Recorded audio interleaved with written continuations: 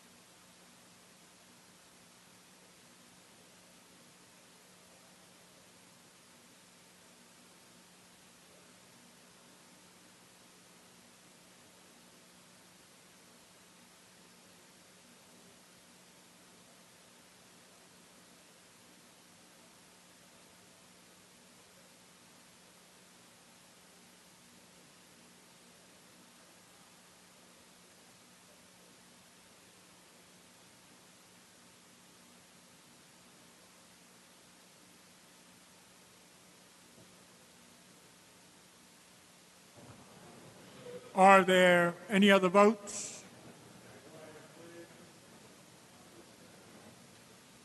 Announce the results.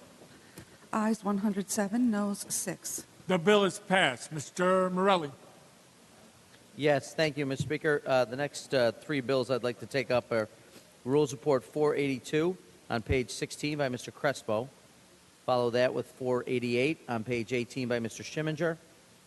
And then in this group, let's conclude with Rules Report 446 on page 15 by Ms. Rosenthal.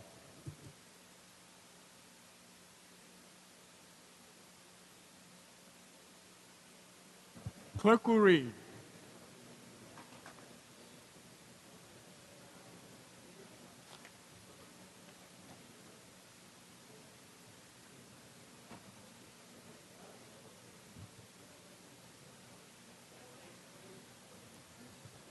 An explanation is... One minute.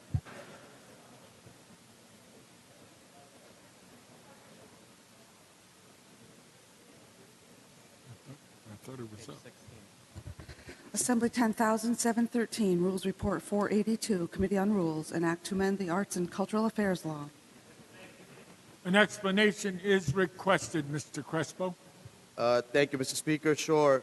This legislation relates to the ticket purchasing software, otherwise known as bots, and the increased concerns related to the unavailability of tickets to shows and other entertainment venues because of the abuse and the use of these softwares and systems to gobble up tickets before they're really made available to the general public and marked up for larger prices. The legislation would clarify the definition of ticket purchasing software.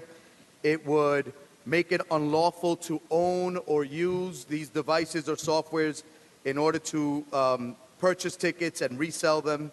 It also creates increased civil penalties for owning or using or reselling tickets purchased with these devices, and would now create a misdemeanor charge as well for the ownership, use, and or reselling of tickets through these devices. Mr. McKevitt. Sure. Will the sponsor yield for a few questions, Will please? you yield, Mr. Crespo? Absolutely. Sponsor yields. First of all, I want to commend the intent, because certainly I've had a situation whereby maybe there's a concert or a sporting event and it goes on sale at a certain time, and it seems like within minutes, 20,000 tickets are gone.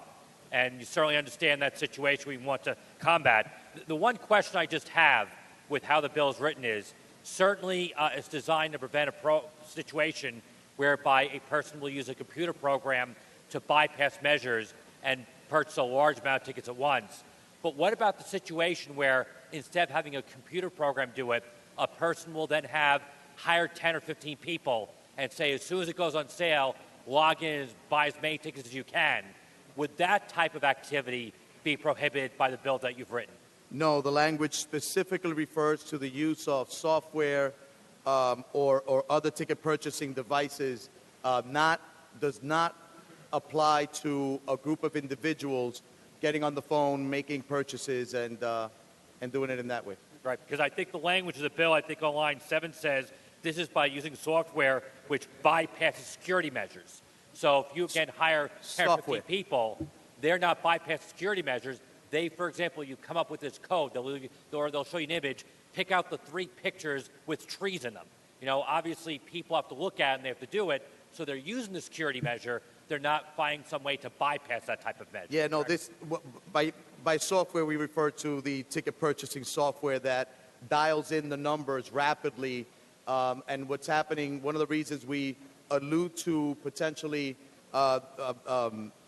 individuals using the machines is that sometimes the software will kick back that portion of the purchase to individuals somewhere else who then just sit there all day reading out those codes, inputting them. But it's really the software that generates an immediate number of calls in and purchases that compete with the general public in a way that is totally unfair, and that's what we're trying to address. But it's related to the use of specific software that dials up the numbers rapidly, not individuals who would sit there and, whether it's 1 or 2, making the purchases. Right, so the software you're referring to is a separate type of computer program outside the ticket purchasing, which is on the internet, Correct. which goes through. Correct. But because my concern is the way you bring the bill was, you could say, well, you have to use the Ticketmaster website. Have you a person sitting there going on the website? I was just concerned whether that would be captured by this. Yeah, no. We're referring specifically to software that allow for a number of tickets being purchased very quickly. Okay, thank you very much. Mr. Dendecker. Will the sponsor yield for a question? Will you yield, Mr. Crespo? Absolutely. Sponsor yields. So does that mean when the Mets make the World Series this year, I should be able to get tickets? Yes, Mr. Dendecker, we hope that the Mets do make it to the World Series and win it all. And when we sit there together, I hope that we were able to simply call in, buy tickets at their proper value and not be resold tickets at an exponential price. Well, I'd like to thank the sponsor of this bill. This is a great bill. Thank you, sir. Read the last section. This act shall take effect on the 90th day. Clerk will record the vote.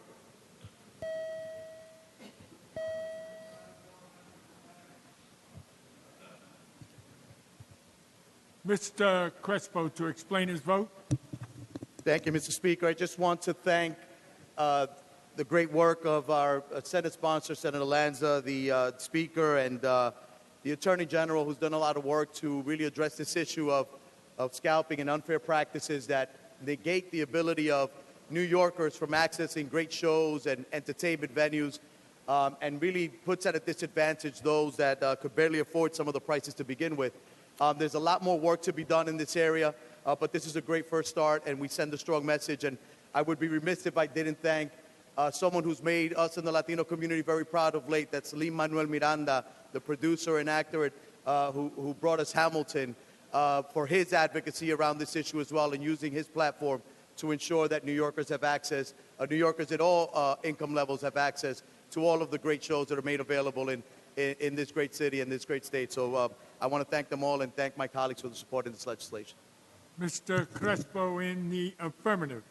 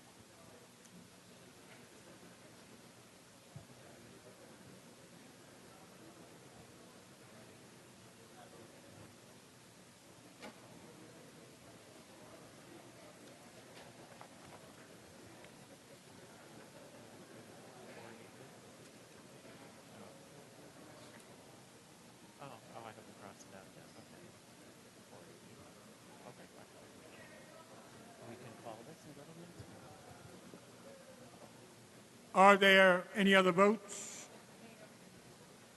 Announce the results. Ayes 108, noes 0. The bill is passed. Assembly 10,728, Rules Report 488, Committee on Rules, an act to amend the Alcoholic Beverage Control Law and the Executive Law. An explanation is requested, Mr. Schimminger. First, Mr. before Speaker, that, hold on. On a motion by Mr. Simminger, the Senate bill is before the House. The Senate bill is advanced. Explanation is requested. Mr. Speaker, and my colleagues, I must begin by saying that this will be my last bill of this regular legislative session this year.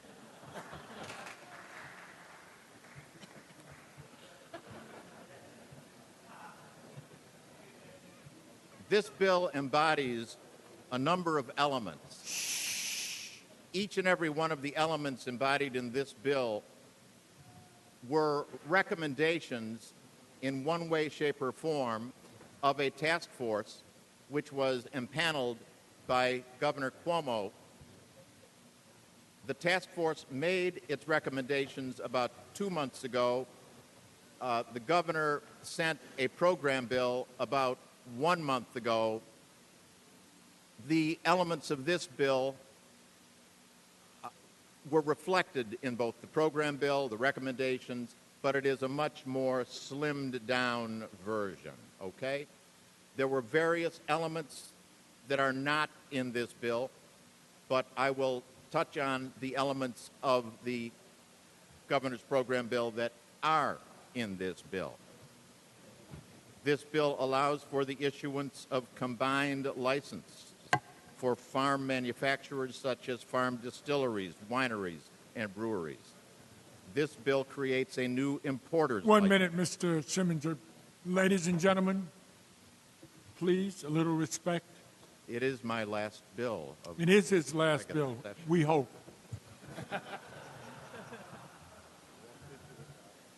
I am considering the possibility of making alcohol beverages available at polling places so as to encourage greater voter participation.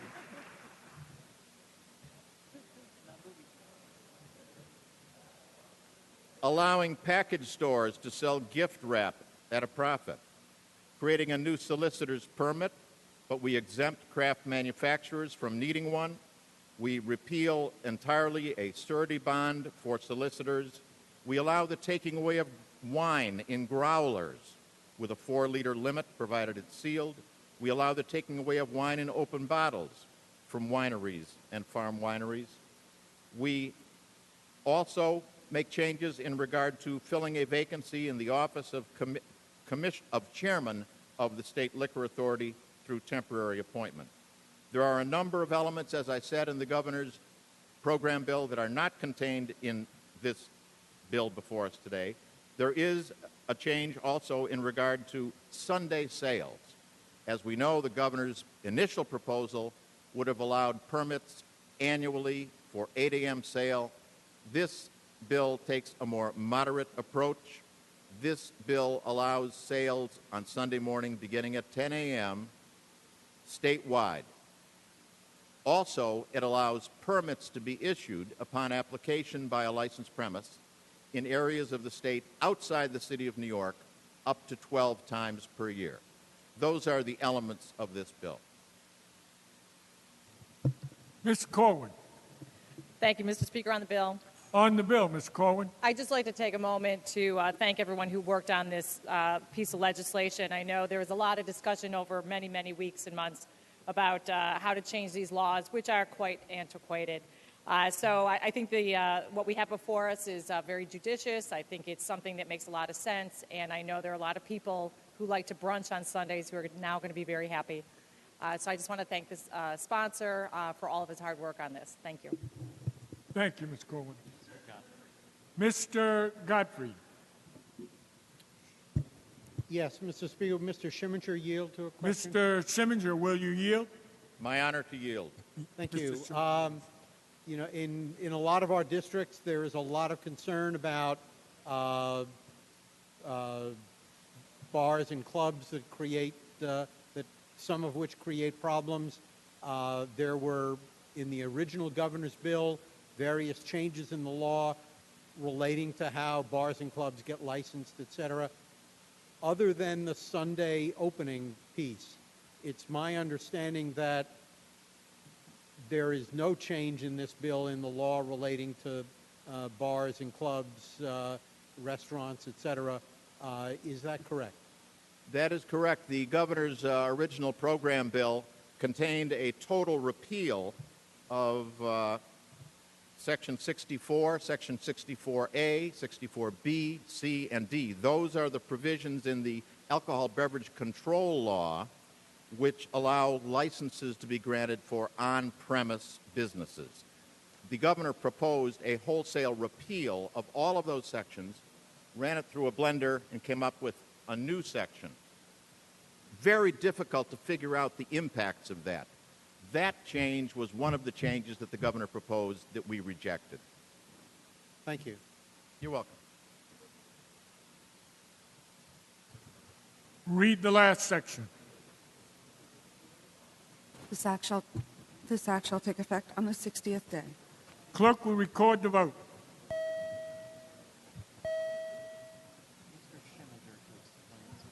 Mr. Schimminger to explain his vote. The question that was not asked is how quickly will this be effective?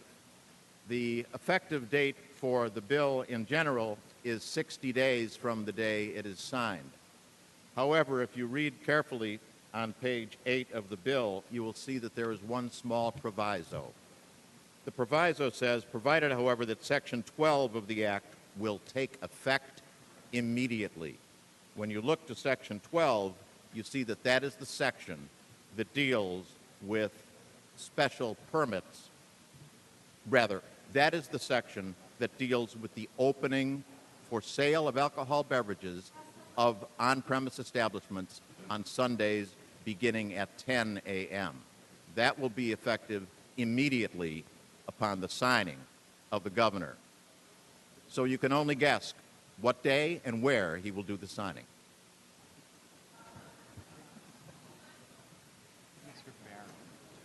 Mr.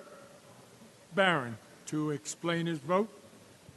Thank you very much, Mr. Speaker. I'm getting politically intoxicated by all of these alcohol bills that come out of the Economic Development Committee. There has to be another way of economic development and job creation that doesn't involve alcohol. That's number one. Number two, give us a break. Some of us want to go to church on Sunday, and some of our, certainly we would not impose our religion on you, but we would like to go to church on Sunday in some of our neighborhoods where the local taverns, cause us conflict sometime during those hours. So people were just asked not to drink up to 12 noon. Now it's 10. They were fighting for 8 a.m. At some point, we got to say, give us a break. You're able to drink 7 days a week, and just for a couple of hours while people attend services, we ask that you not do that. So I don't think that we should do this bill. We should create atmospheres just for a moment for people to go back and forth in our local neighborhoods, because on the one level it's not a problem in some of your communities, but it is a problem in some of our local communities, and that's why I'm opposing this bill. And I'm so sick of the alcohol coming out of economic development that I'm going to fight for prohibition and get all of you to join me in a new move for prohibition here and now. I vote no on this. Mr. Barron in the negative. Ms. Glick to explain her vote. Thank you, Mr. Speaker. First of all, I want to thank the sponsor of the bill for working very hard on some of the issues that were frankly outrageous that were proposed by the governor.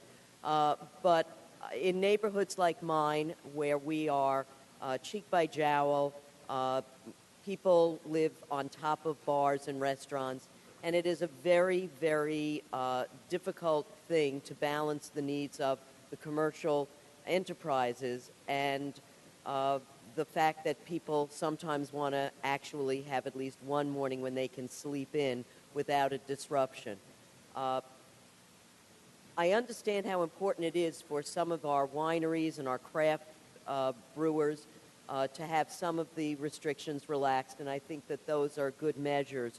But the process that was engaged in was completely eliminated the involvement of those communities that are so affected negatively by the proliferation of nightclubs and bars that I feel that on behalf of my community, I need to say no. I appreciate that the time was moved from a ridiculous 8 a.m. To 10, and I appreciate there are some people who might want to have a mimosa with their eggs Benedict at 11 o'clock. I might not be one of those. The thought of hollandaise and alcohol just doesn't move me, but I appreciate there are those who might have that taste. However, this was a very bad process, and I don't want to ratify something that sends a message that we think that the governor did this in an appropriate fashion, dropping it at the very end. I realize the bill will pass, and I'm glad that it will support our wineries and our craft brewers, but I will withdraw my request and vote in the negative. Ms. Glick in the negative. Mr. DeLon.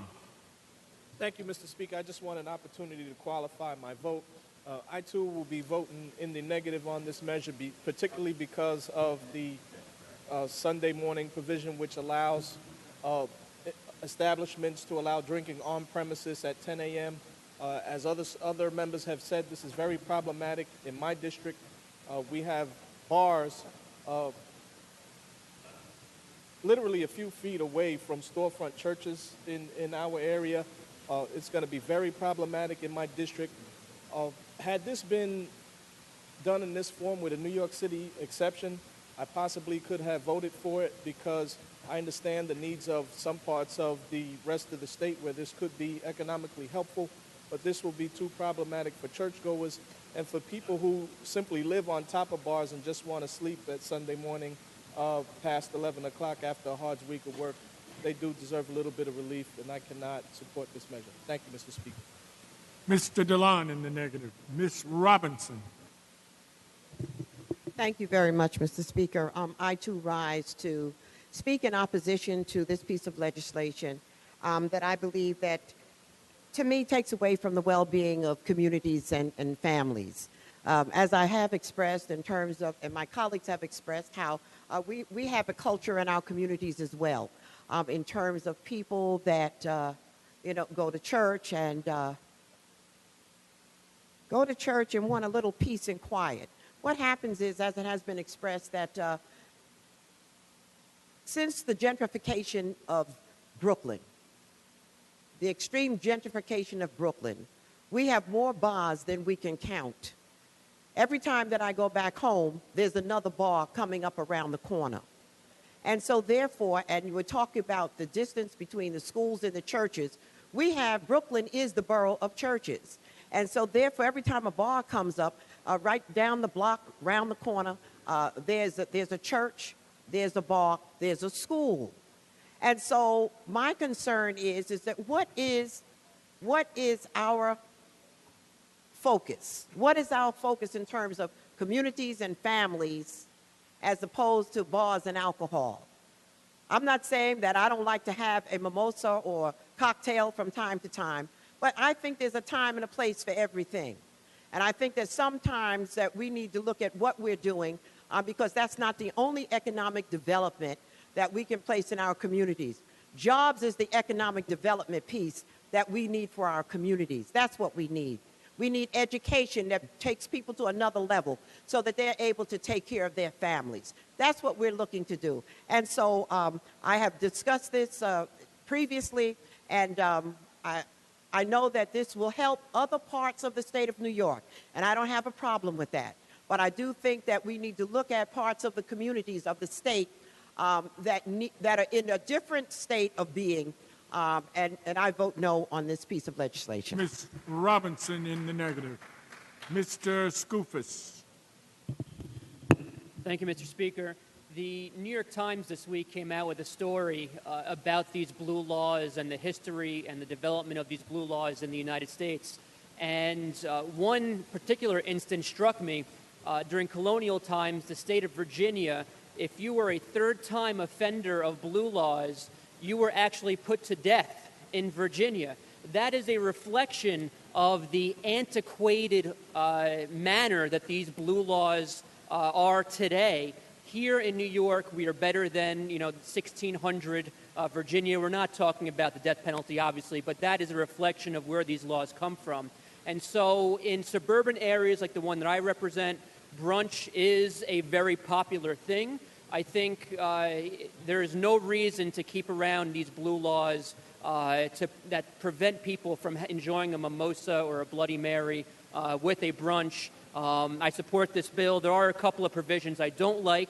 I don't like that you need to get a permit to go a few times before 10 a.m. on a Sunday. I don't like that you can now profit from the very simple task of gift wrapping, which some people need in a pinch when they're going out to a shop and need a gift. But overall, I think this bill is a good thing, rolling back some of these very antiquated laws. Thank you. Mr. Scoopus in the affirmative. Ms. Davila. Thank you, Mr. Speaker. On the bill, I want to explain my vote. I'm sorry. Explaining your vote, Ms. Yes, Davila. explaining my vote. Right now, as it stands, in my community, we are facing a large number of displacement. And replacing that displacement is a large number of bars. So in one given block, you can have 3 bars in a residential area.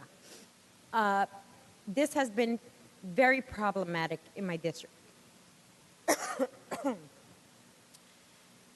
Many of the people that have lived there their whole lives, that brought that community to where it's at right now, are often complaining about the nuisance, the noise that is going on in the community. And I have to tell you, it's not even only the bars. We have hair salons. We have just drinking all over the place. And adding to that, we're beginning to see a big opiate problem. So when you put drinking and drugs together, it's a combination of bad things.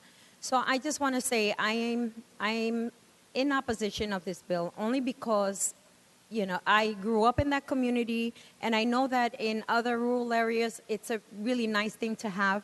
But there has to be some control somewhere. And it starts with us in Brooklyn. But I think everyone from Brooklyn has gotten up and spoken about it because we're being affected the most. But again, we have to think of the people, the children, the people that worship on Sundays. We have to think about those people as well. So I will not be voting on this. Thank you. Mr. Mosley. To explain my vote, I want to first and foremost thank my colleagues who spoke out against this bill, particularly my colleagues from Kings County. In my district alone, there seems to be an epidemic that's really sweeping the entire 57th Assembly District in terms of the number of bars, the number of places of business that serve alcohol each and every day. Sometimes we have to just say enough is enough. We have to just take control of the situation, understand that we do have people who don't need to be drinking on a Sunday morning at 8 o'clock in the morning. We don't need to have a cabaret licensed venues that don't need to be going into one night into the morning, all the way into the midday morning, where one can purchase alcohol. We are the Borough of Kings, as my colleague said, and we have to not lose focus of that. And that there are people who worship on Sunday morning that go from point A, from their home to their place of worship and back. And we don't need them to be co-mingling with people who are still in a partying mode, who's still enjoying a fiesta from the night before. So I just want to applaud my colleagues who are voting against this. To me, it's bad public policy, And I understand the position that my colleagues who are for this bill are making, but clearly this is not a good idea for us in Brooklyn. We're about creating jobs, not creating bartenders. Thank you. Mr. Dinowitz. Like my colleague, I read the article in the Times the other day on the blue laws, and it's hard to not believe that the blue laws are anything but discriminatory. They were written at a time when the country might have been, or at least the establishment in the country might have been more monolithic. And there are days other than Sunday that are the Sabbath for various religions. So Sunday is just not special. But having said that, I don't think we should be in the business of encouraging bad habits early in the morning. And despite the text or two I got from my office in favor of the bill, I cannot vote for a bill that is going to make it easier for people to go out early in the morning, maybe get drunk in busy neighborhoods that affect other people. If you really feel the need at 10 o'clock in the morning to drink, well, do it at home. So I'm voting no. Mr. Dinowitz in the negative. Ms. Hooper.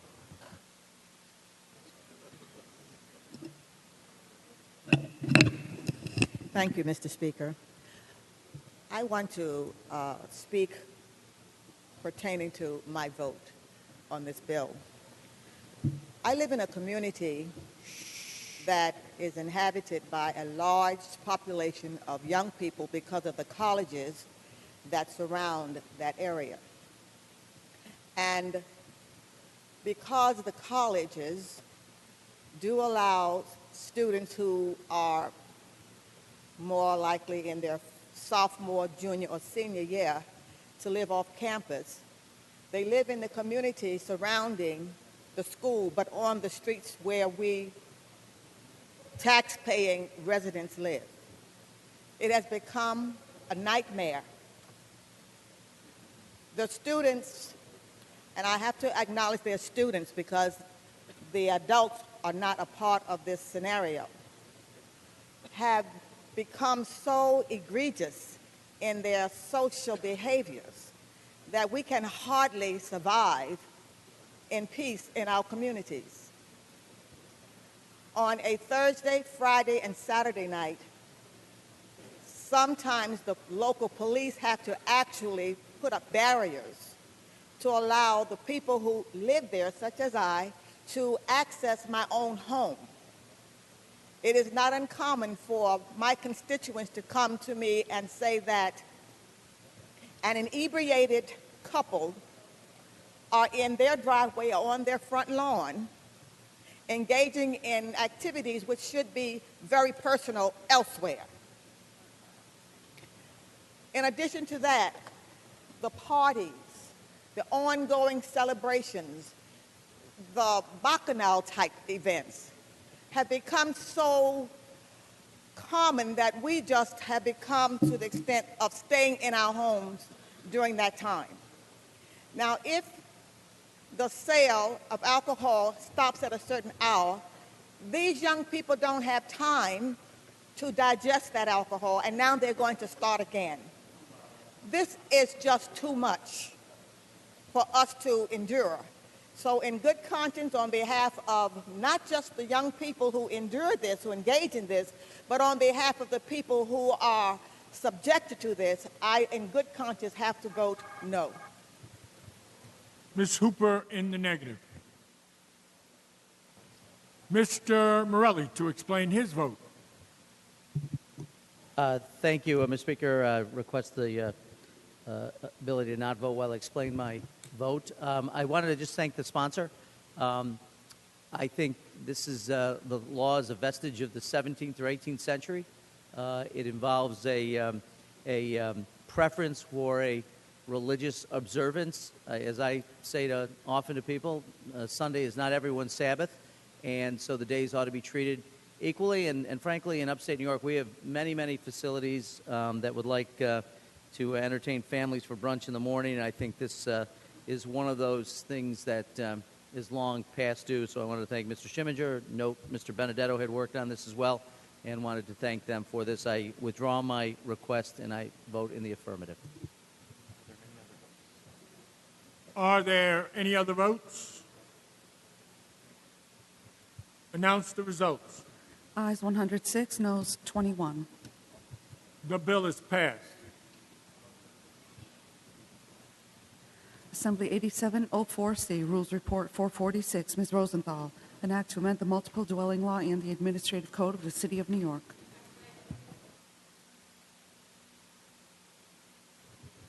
An explanation is requested, Ms. Rosenthal.